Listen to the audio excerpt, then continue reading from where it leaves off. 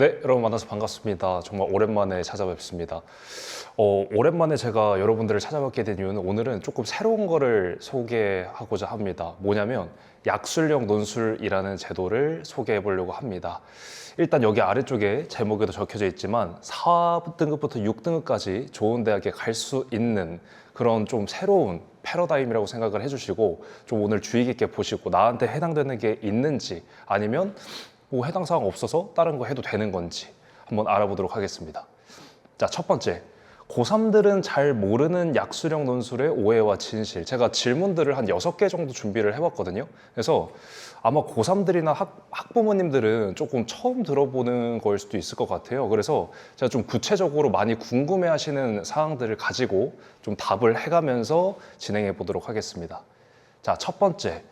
약술형 논술이면 너무 어려운 거 아닌가요? 라는 질문을 가장 많이 받습니다. 왜냐면 뭐 수리논술이나 인문논술 같은 경우 같은 경우에는 거기는 진짜 되게 좁고 좁은 그 길을 뚫어서 어려운 길을 뚫어서 합격하는 걸로 알고 있잖아요. 그래서 뭔가 약술형 논술이라고 하면 같은 논술이니까 좀 많이 어렵지 않을까? 그렇게 생각을 하시는 것 같아요. 제가 한번 보여드릴게요. 자, 첫 번째 문항입니다. 이거 어떤 대학교에, 모 대학교의 이제 문항, 기출 문항인데요.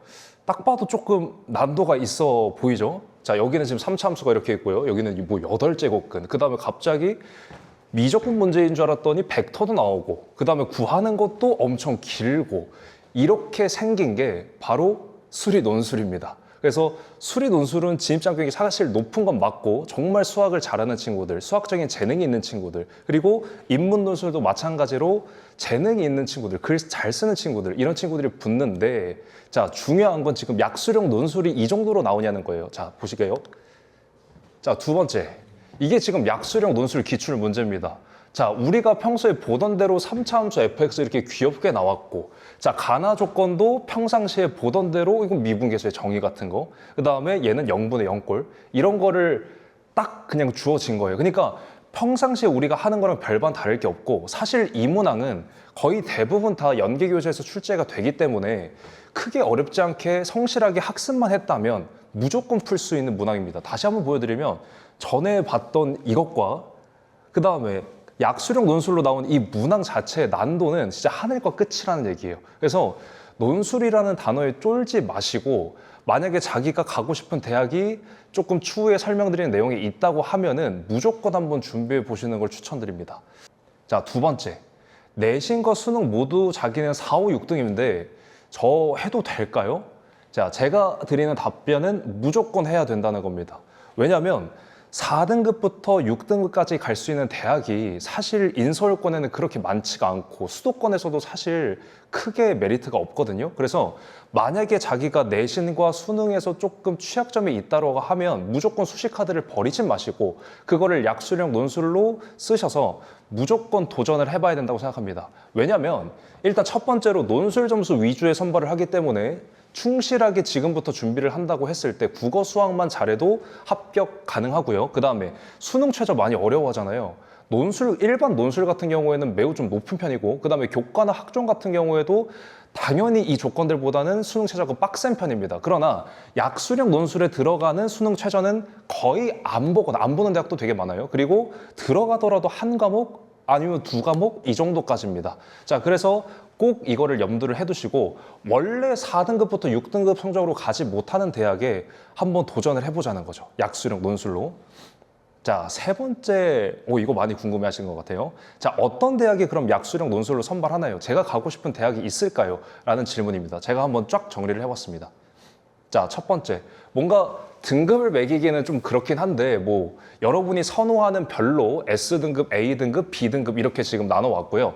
S등급 같은 경우에는 원래 뭐 2등급, 3등급 받는 친구들도 많이 가고자 하는 대학이 있습니다. 자, 대표적으로 국민대 있고요. 그 다음에 한국외대 글로벌 캠퍼스, 그 다음에 가천대, 상명대 이렇게 존재하고요. 그 다음에 A에서는 홍익대, 한기대, 삼육대, 그 다음에 B대학에서는 한국공학대. 근데 이거 좀 약간 착각이 있는데 항공대랑은 다른 대학교입니다. 한국공학대고, 자, 그 다음에 서경대, 을지대, 강남대 이렇게 있습니다. 그리고 요즘 뭐 남학생들 같은 경우에는 물리치료학과 이런 거 많이 가고 싶어 하잖아요. 그래서 을지대 같은 경우에는 물리치료학과도 매우 유명하기 때문에 약수령 논술로 준비해 보시는 것도 나쁘지 않다는 생각이 듭니다. 그래서 요렇게 지금 대학이 준비가 되어 있고 자기가 4등급부터 6등급인데도 도전을 해볼 수 있다는 겁니다. 어디에?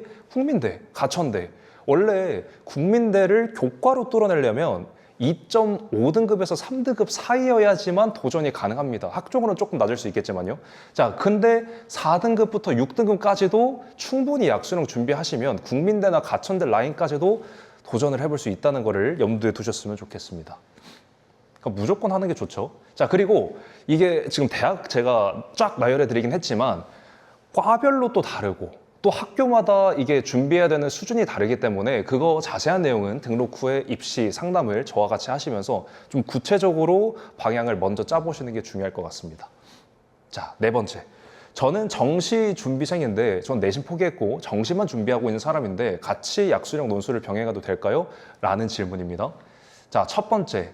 1, 2등급 친구들입니다. 이 친구들은 굳이 이거를 준비할 필요가 없겠죠. 안정적으로 1, 2등급을 맞으려고 노력을 하시고 끝까지 노력하셔가지고 수능으로 대학을 가십시오. 그게 더 높은 대학을 가게 될 겁니다. 근데 착각하는 게 있어. 또 1, 2등급이라고 하면 수학이 2등급인데 이 영상을 나가는 친구들이 있어. 그게 아니고요. 수학만 2등급인 게 아니고 평균적으로 다 2등급을 받는 친구들을 말씀하는 겁니다. 지금. 자, 자기가 수학은 2등급인데 국어가 5등급이야. 그러면 국어 때문에 대학 못 가는 거잖아요. 수능은 다 보기 때문에. 맞죠? 그런 경우에는 약수령 논술도 준비를 해보십시오.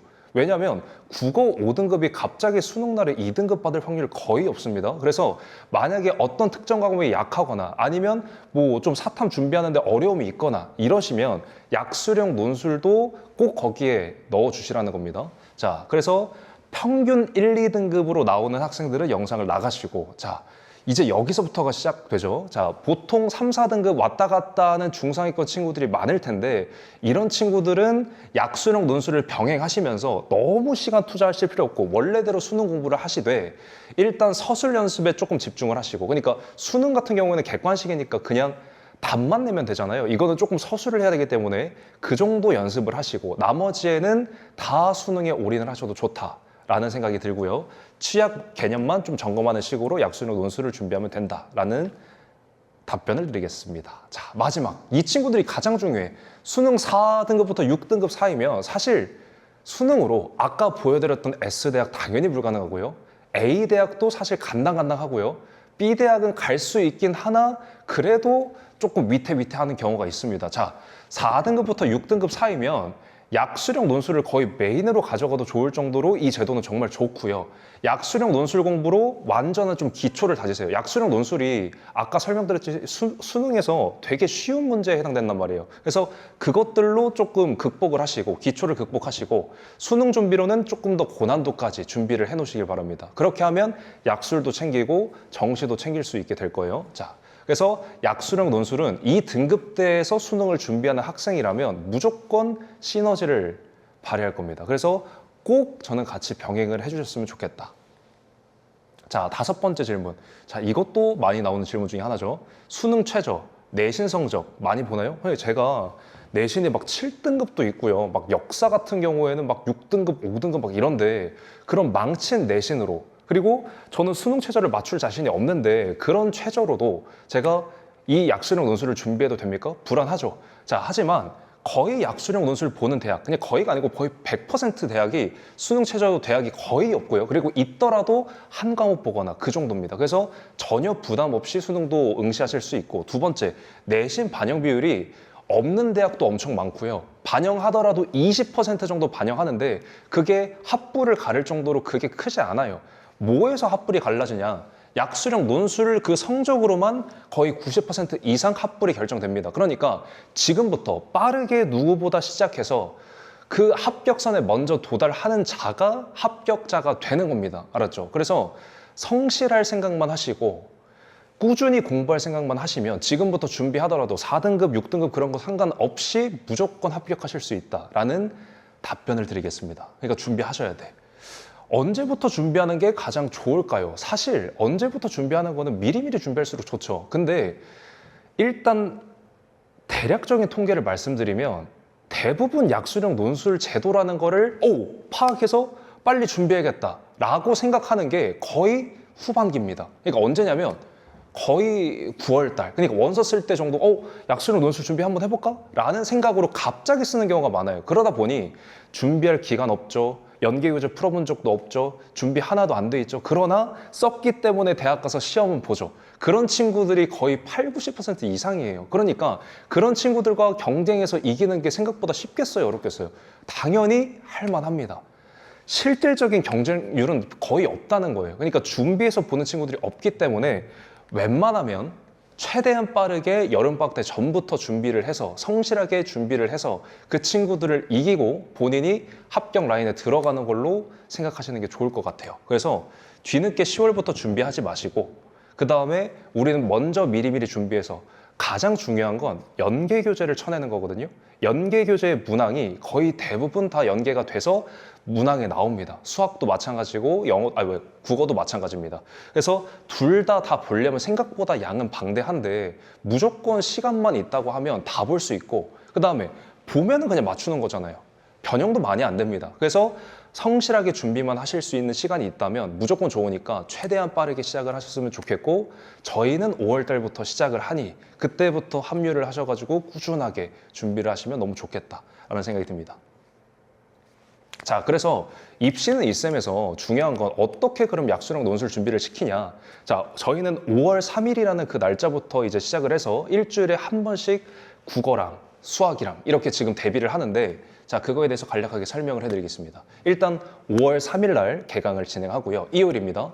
매주 일요일 날에 6시부터 7시, 그 다음에 7시부터 8시, 8시부터 10시 이렇게 총 4시간 진행이 되는데 첫 번째 1시간은 약수령 논술 수학에 관련된, 수원스투에 관련된 기초적인 개념과 그 다음에 어떻게 해야지 합격하는 서술을 하는지 그런 거에 대해서 구체적으로 배우고요. 그 다음에 일주일간의 이제 숙제가 있으면 그 일주일간의 숙제를 개인적으로 첨삭받는, 저에게 개인적으로 첨삭받는 그런 1시간이 또 주어져 있습니다. 그래서 과제도 체크받고 그 다음에 기초도 다질 수 있는 그리고 문항도 배워갈 수 있는 그런 시간으로 마련이 되어 있고요. 자, 그 다음에 8시부터 10시까지는 약수령 논술 국어 대비하는 뭐 연계 교재 대비하고 그다음에 중요한 서술 같은 거 어떻게 답변 쓰면 좋을지 그런 것들을 또 국어쌤께서 해주실 겁니다. 자, 어떤 것들을 해야지 이게 합격할 수 있는지도 궁금하잖아요. 여러분, 절대 약수령 논술은 어려운 길이 아니에요. 4등급, 6등급 학생한테 약수령 논술이 어렵다고 소개할 수 없어요. 왜냐하면 이 자체는 너무너무 쉬운데 이게 한 가지 흠이 있다고 하면 4등급부터 6등급 학생들이 가장 많이 준비하기 때문에 딱 한 가지의 흠은 그거야. 여러분이 성실하지 않은 거. 여러분이 성실하지 않기 때문에 연계 교재를 처음부터 끝까지 보지 못하는 거. 그거 딱 하나가 흠이야.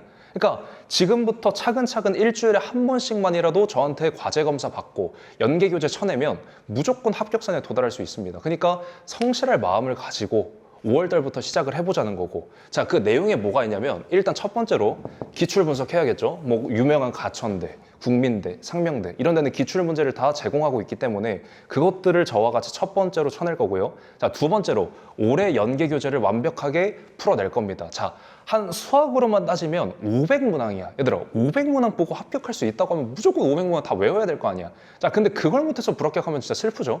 자, 저와 같이 500문항 다 풀고 그거의 변형 문제까지 풀고 완벽 대비하는 그런 시간을 가질 겁니다. 자, 연계 교재는 두 건이 있는데요. 첫 번째, 수특이 있고 수능 완성이 있다. 그래서 이 두 가지에 해당되는 500문항 다 풀어내시고 그거에 대해 성실하게 풀기만 하면 합격이라고 생각하시면 되고 마지막 이건 지금은 아니지만 이제 거의 이제 원서 쓰고 시험 보기 직전에는 파이널 모의고사로 실전 모의고사로 연습을 시켜서 여러분들이 여태까지 쌓아왔던 거를 잘 풀어낼 수 있는지 잘 서술하는지 그런 것들을 확인해 보도록 하겠습니다.